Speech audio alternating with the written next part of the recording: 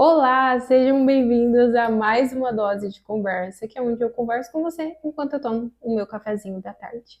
E eu trouxe um assunto aqui hoje que me veio assim como um estalo. Eu pensei, por que não falar sobre isso? Já que é um assunto que para mim também tem muitas camadas envolvidas, então a gente pode pelo menos bater um papo, tentar tirar algo de bom dessa situação toda, né? E saber lidar melhor também. A gente sabe que dentro do nosso mercado de design existem diversos profissionais, diversos preços, diversas metodologias, diversos estilos de trabalho, mas é importante a gente entender que existem também aqueles que desvalorizam a nossa profissão, e a gente sabe muito bem disso. E eu não julgo, porque eu já fui uma das pessoas que desvalorizou a profissão de design, e eu digo isso, assim, de forma muito aberta, porque todas as vezes que a gente para pensar no profissional que cobra super barato, a gente também teve uma fase assim, né? A gente também teve essa fase de cobrar baixo, e inclusive o preço que eu cobro hoje nos meus projetos para alguém que já chegou lá em cima pode ser um preço que, assim, tá bem abaixo do ideal. Então não tem muito o que a gente fazer em relação a isso, mas não dá para negar que você cobrar R$ 50, R$ 100 um projeto, a gente começa a achar meio absurdo assim mesmo. E como eu falei, vai ser muito relativo, né? Para nós que já cobramos um pouco a mais, vai ser estranho quem cobra muito menos, e para quem já está lá em cima também vai olhar para nós e vai falar assim: nossa, como assim essa pessoa cobra isso nesse projeto de identidade visual? Então, acho que tem muito disso nessa conversa, nessa farofada toda aí. Mas eu quero bater um papo com vocês, né, em relação a isso, como lidar melhor também, porque é uma questão que depende muito de nós. A gente sempre tem aquela questão de que existem públicos e públicos. Então, o público do designer que cobra R$ 50 em projeto não vai ser o mesmo público do designer que cobra 500, do designer que cobra 1.000, 2.000, 3.000. Então, sempre tem uma base de diferença. E eu sei isso porque, como eu já falei aqui em outros vídeos, eu também já fui a designer que cobrou bem baratinho só pelo logotipo, e muita gente não era o meu público. E na época que eu cobrava super baratinho no logotipo, também existiam as pessoas que falavam: eu não posso pagar por isso. Então sempre vai existir pessoas que não podem pagar por algo, independente do preço que você cobra, e as que podem pagar por algo, independente do preço que você cobre também. Acredito que deu para pegar essa ideia mais ou menos aí. E uma coisa que eu venho pensando é como que a gente poderia não se afetar, porque querendo ou não, quando a gente cobra bem abaixo do ideal, a gente começa a desvalorizar um pouco nesse sentido, porque a gente desinforma o cliente. Então, por exemplo, quando eu vendia só o logotipo, eu estava fazendo exatamente isso, eu estava mostrando para as pessoas o contrário. Eu não estava fazendo um trabalho de informar que ela precisa de mais de um logotipo para a empresa dela. Eu estava mostrando que era uma solução mais rápida e que ela poderia sim ter só o logotipo. Só que depois essas próprias pessoas foram percebendo a diferença, que é você ter só o logotipo e sentir trabalho para aplicar, e sentir dificuldade para você usar no dia a dia, para você fazer tua papelaria, enfim. A própria pessoa, quando ela quer evoluir no negócio dela, e conforme ela vai evoluindo, ela vai sentindo essa diferença e vai entendendo o porquê que um profissional que cobra um pouco a mais, um profissional que tem mais qualidade, vai ser mais ideal do que você pagar um profissional que cobra muito abaixo do mercado. Olhando para isso, como de fato a gente não se impactar, por exemplo, não se intimidar com as pessoas que cobram R$ 200. Primeiro, a gente já entende que o público não é o mesmo. E aí você já fala: ah, Maria, mas e se o trabalho da pessoa for bom e ela só não souber precificar e estiver aí, né, mostrando para as pessoas que cobra baixo, isso me impactaria de alguma forma? Sim, eu acredito que impactaria, porque tem muitos casos assim de pessoas que têm um excelente trabalho, mas que não conseguem precificar muito bem. Então eu já vi designers com projetos incríveis, inclusive com criação de conteúdo incríveis também, que trazem novas pessoas, mas ela simplesmente cobra muito baixo e não consegue explorar justamente dessa camada, dessa dimensão de público chegando, e fica nesse limbo de cobrar baratinho E é isso. Então é uma falha e eu fico particularmente com muita dó, assim, com muita dor no coração. Mas indo então para essa parte de o que fazer, como que a gente pode se posicionar melhor para mostrar para o cliente que faz sentido, que a gente não tá lelé da cuca, é justamente todos os dias trabalhar essa questão da autoridade, do posicionamento, de mostrar o que a gente entrega, de mostrar depoimentos. Depoimentos, por exemplo, de clientes satisfeitos é uma informação que eu vejo que muita gente negligencia ainda por aquele receio de.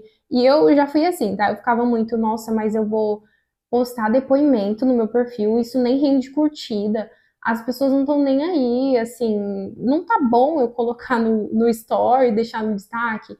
E quando você coloca no seu feed atualizadinho ali, né, um depoimento, ou sozinho, ou com o projeto também, que é super legal, você está mostrando para as pessoas algo atual, porque geralmente quando elas vão ali para o teu destaque, aquele destaque ele começa do mais antigo. Então muitas vezes até a pessoa fala, nossa, começa do mais antigo, mas eu vou ver os destaques, os depoimentos recentes, talvez ela até desista no caminho. Então você sempre mostrar, atualizar que existem pessoas consumindo de você independente do seu preço. Isso também é muito bom.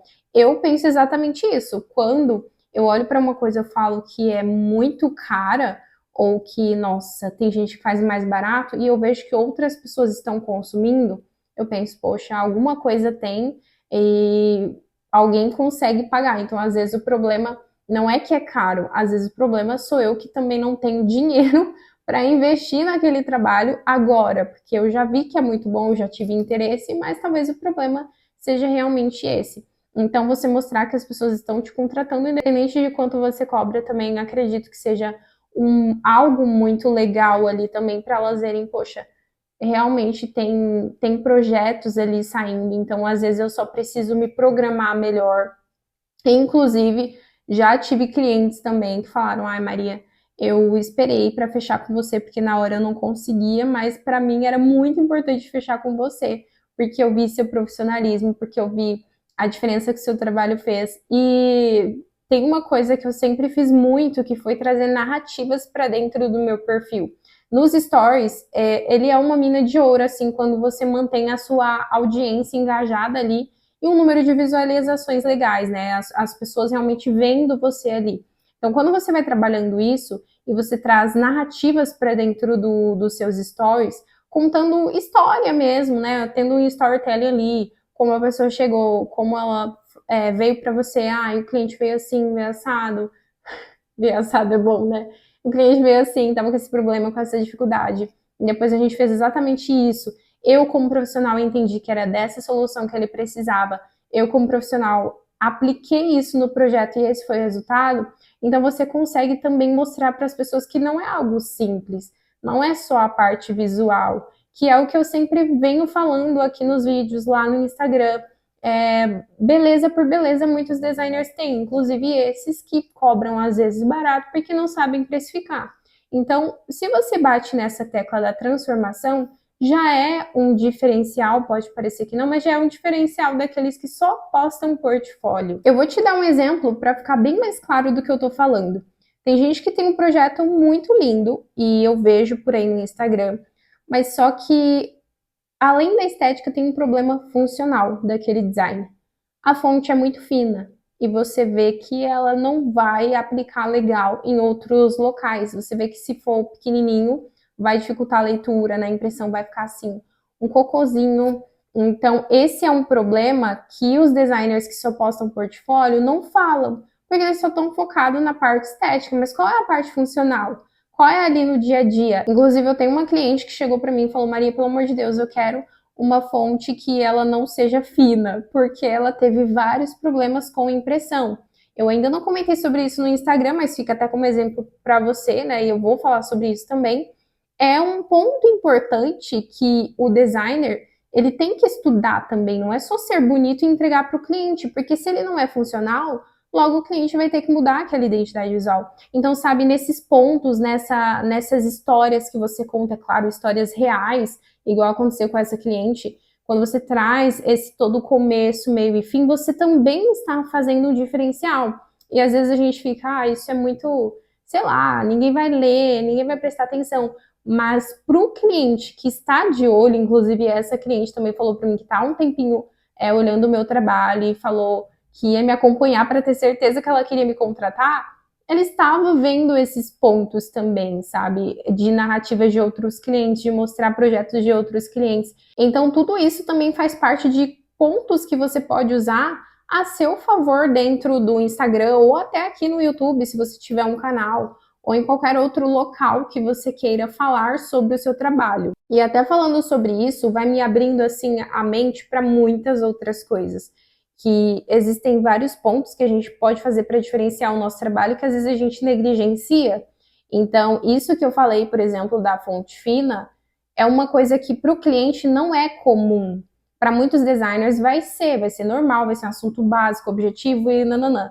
Mas para muitos clientes não vai ser comum. O cliente vai falar, poxa, ninguém me falou isso. Eu tenho casos de vários clientes que me falaram que o motivo por me contratar, o motivo do meu diferencial para eles foi justamente informar coisas que para nós são muito óbvias, mas que para eles, como clientes, são coisas que fazem a diferença. Esse é um ponto que eu gosto de trazer muito também nos meus acompanhamentos, né? Para quem não sabe, eu tenho uma consultoria para designers, a Movance, que ela atua diretamente nisso, em eu ter esse olhar estratégico para dentro do negócio de cada designer e falar exatamente pontos para orientá-lo para que ele consiga melhorar ali os seus processos, cobrar mais, cobrar melhor, atrair clientes melhores. Então eu gosto muito de falar sobre isso porque tem coisas que são óbvias, mas que a gente ignora porque a gente acha que precisa de uma estratégia mirabolante dentro do nosso perfil, algo de outro mundo para as pessoas se conectarem, para as pessoas verem o valor do nosso trabalho. Então é exatamente assim que você dribla não só essas pessoas que acham que um projeto ele tem que ser muito baratinho, como também aquele cliente que ele está indeciso. Você já quebra uma objeção para o cliente que está indeciso se te contrata ou não, porque você mostra para ele o que você sabe, você mostra para ele que, poxa, eu não sou só designer, eu não sei só apertar um botão aqui, empurrar um mouse, e eu não entendo só de ferramenta, eu entendo da função que o design vai trazer para você, da função que essa identidade visual vai ter na tua vida e no teu negócio. Então são nesses pontos que às vezes a gente esquece que tem um mar de oportunidade também. Então você fazer histórias dentro do perfil, seja no story, seja no feed, você trazer pessoas satisfeitas, você mostrar processo de um jeito diferente. Às vezes o pessoal fica muito assim também, não vou mostrar bastidores porque muito designer vai ver como eu faço. Gente, e daí? A essência daquilo que você faz, só você tem. Independente do designer tentar replicar ou algo assim, só você tem. Então, mostre para as pessoas, fale, não tenha medo de se expor.